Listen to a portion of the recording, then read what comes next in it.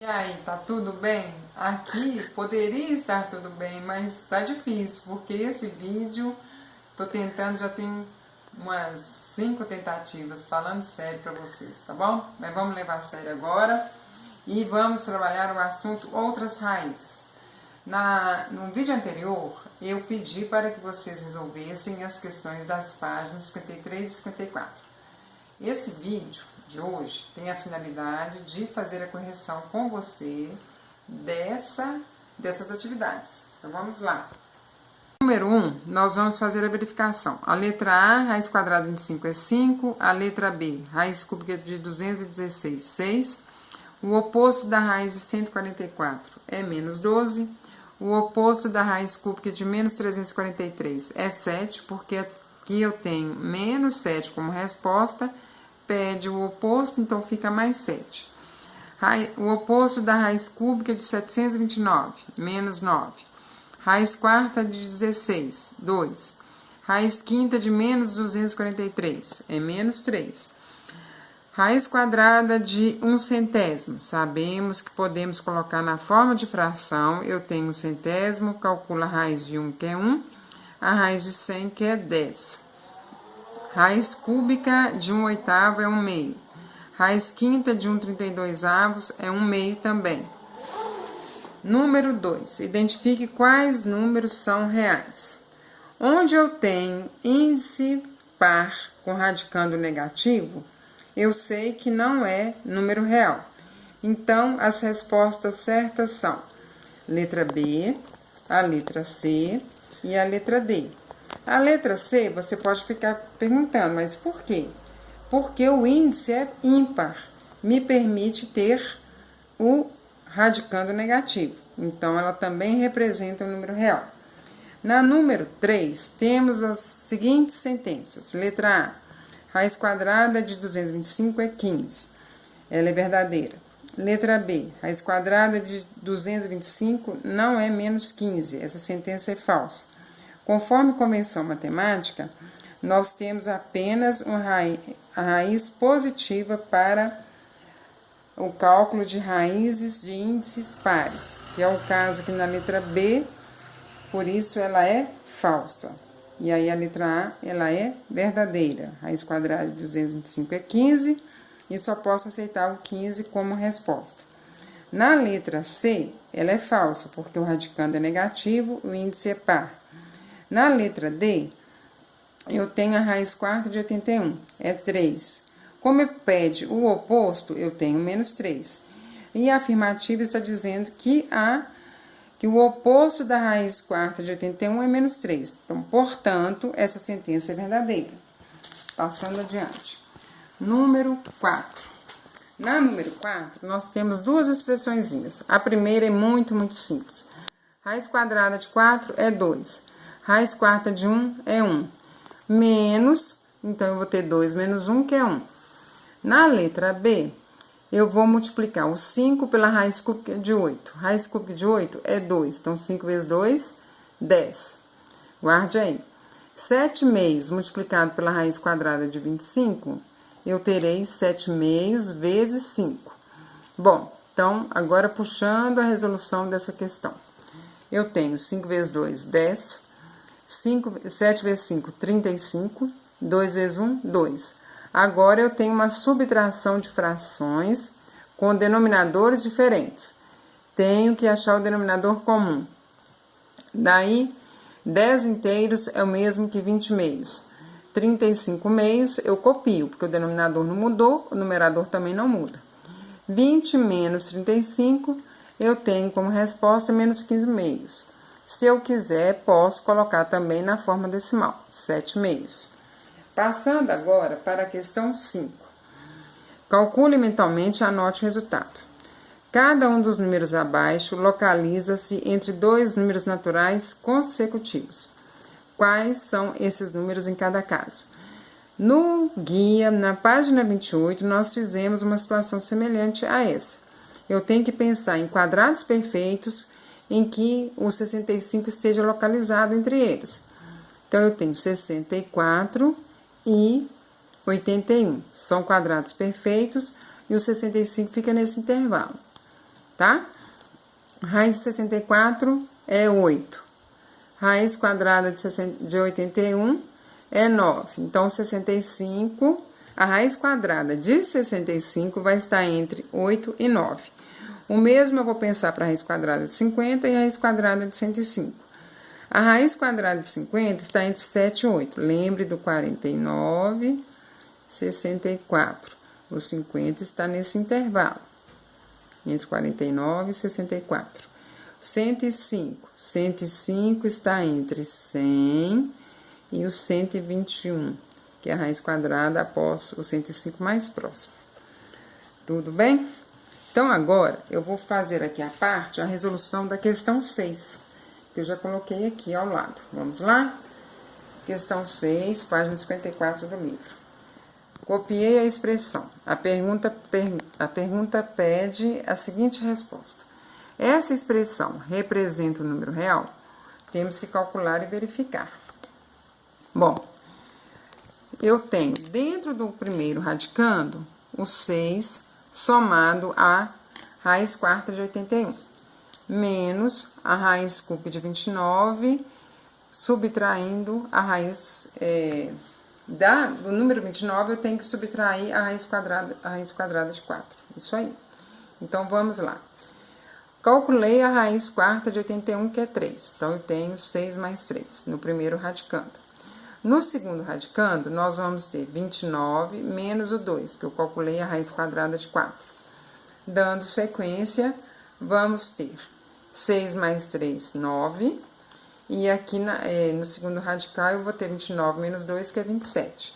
Aí ficou muito, muito fácil. Por quê? Eu vou calcular a raiz quadrada de 9, que é 3. A raiz cúbica de 27, que também é 3. 3 menos 3 é 0. Respondendo à pergunta, essa expressão representa um número real? Sim, porque 0 é um número real. Prontinho? Agora, vamos à questão 7 no livro. Para cada valor de x, calcule o valor de x ao quadrado e escreva esse valor, se esse valor é ou não um número real. Lembrem-se do caderno de atividades, nós fizemos uma questão parecida. Aqui eu já sei o valor de x. Eu tenho 4 ao quadrado, vai me dar 16. Então, é sim um número real. Se eu colocar o x como 1, terei 1 ao quadrado, que é 1. Sim, é um número real. X igual a 0. 0 ao quadrado é 0, é um número real. Menos 1 ao quadrado é 1. Ok, é um número real. Menos 4 ao quadrado também é um número real. E se eu pensar em menos 3 décimos elevado ao quadrado, vai me dar um número, menos 3 décimos elevado ao quadrado, vai me dar 9 centésimos, e esse número é real. Ele é um número racional que faz parte do conjunto dos números reais. Tudo bem? Agora, fiz também a resolução da questão 8. São duas expressõezinhas aí bem interessantes. Vamos lá. Aqui eu tenho, na letra A, questão número 8, página 54 do livro. Tenho radical dentro de radical. O que eu tenho que fazer, então? Eu vou calcular a raiz cúbica de 8, vou calcular a raiz quadrada de 100. E no denominador, eu tenho apenas que calcular a raiz quarta de 16. Então, vamos lá, verificando os primeiros cálculos. Raiz cúbica de 8 é 2, raiz quadrada de 100 é 10. E a raiz quarta de 16 é 2. Pronto, aí eu faço. 2 menos 10 vai me dar menos 8. Eu tenho que calcular a raiz cúbica de menos 8 para depois dividir por 2. Feito assim, nós vamos encontrar a raiz cúbica de menos 8 é menos 2, que aí eu trago o denominador, que é 2. Vou dividir menos 2 por 2 e vou achar como resposta o número menos 1. Então, resolvida a questão A da número 8. Agora, vamos passar para a questão B. Temos radical dentro de radical. Vamos lá, passo a passo. 2 vezes 4, por quê? Raiz quadrada de 16 é 4. mais 3 vezes menos 3, porque a raiz cúbica de menos 27 é menos 3. Continuando, temos a próxima linha. 2 vezes 4, 8, 3 vezes menos 3 é menos 9. Eu tenho aqui dentro do radical 8 menos 9. O resultado é menos 1. Lá na questão, tem a seguinte pergunta. Que expressão resulta em um número não real? É exatamente a expressão da letra B. Por quê? Eu tenho a raiz quadrada de um número negativo. Então, a raiz quadrada de menos 1 não é um número real. Não existe dentro dos números reais um número que elevado ao quadrado, menos 1, por exemplo, que eu levo ao quadrado, vai me dar 1 como resposta. Então, a raiz quadrada de 1 é 1, tá? Bom, a questão número 9, ela é interessante. Temos aqui 4 peças, como se fosse de um jogo de dominó. E eu tenho que encaixar essas peças. Fiz aqui já para vocês observarem. Eu adorei essa questão. Eu tenho, numa peça, fiz com cores diferentes para facilitar o entendimento. Uma das peças é o número 2 elevado a menos 2 e o 2 elevado a quarta. 2 elevado a menos 2 é 1 quarto. Então, eu peguei essa peça aqui e encaixei ela aqui. Vamos caminhar por aqui. Então, vamos lá. 2 elevado a menos 2 é 1 quarto. A raiz cúbica de 125 milésimos é meio, 5 décimos, que eu posso representar como fração 1 meio. Se eu calcular a raiz quadrada 1 sobre a raiz quadrada de 4, também vai dar 1 meio. Então, essa peça se encaixa com parte dessa peça aqui. Então, agora, ela tem, na sequência, o número 1 milésimo. Se eu pensar em 10 elevado a menos 3, eu vou encontrar 1 milésimo. Vamos relembrar. 10 elevado ao expoente negativo 3, eu vou ter a fração 1 décimo elevado à terceira, que tem como resposta 1 milésimo. 1 milésimo, na forma de fração, eu posso passar para a forma decimal. Eu tenho 3 zeros, 3 casas decimais. Então, daí, nós vamos partir agora para o encaixe da última peça. 4 ao quadrado é 16. 2 à quarta também é 16. Então, ficou assim o encaixe das peças. Legal? Agora, vamos ao livro, página 10. Temos duas situações, onde eu tenho a área de um quadrado, que é 529 metros quadrados, e tenho o volume de um cubo, que é 1.728 metros cúbicos. Quando eu calculo área, eu tenho lado vezes lado, ou então, lado ao quadrado. Eu tenho que saber que número que eu elevei ao quadrado que me deu a área de 529. Aí, a operação inversa da potenciação, sabemos que é a radiciação. Então, eu vou calcular a raiz quadrada de 529. Ao calcular, eu vou encontrar o número 23. Como que a gente pode calcular isso? Lembrem-se da estimativa. O 529 está entre os quadrados perfeitos, 400 e 625. Calcula a raiz quadrada de 400, vai me dar 20. Raiz quadrada de 625 é 5. Aí eu vou pensar na raiz quadrada do 529. É um número que está entre 20 e 25. Outra dica, tem que terminar em 9. O número que eu multiplico por ele mesmo, que vai dar na unidade 9, é o 23. Então, eu verifico. 23 vezes 23 é 529. Então, eu respondi a letra A. Para responder a letra B, eu quero saber a aresta do cubo, que tem como resposta 1.728 o volume do cubo. Então, o volume é o mesmo que a aresta ao cubo.